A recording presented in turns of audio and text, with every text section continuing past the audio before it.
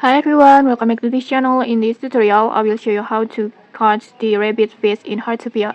This fish has a unique shape with the unique patterns like this, and I think it's so beautiful like this. And then to catch this fish, you need to go to the oceans, any oceans in Heartopia, and it's found almost all weather at the sunny, rainy, and rainbow, and then it's found all times.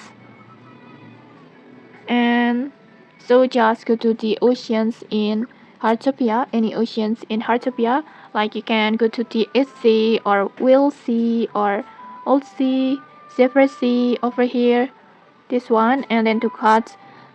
And then if you want a higher chance to get it, you can use this attractor to attract more fish, more rare fish. And you can also use Mermaid perfume if you want to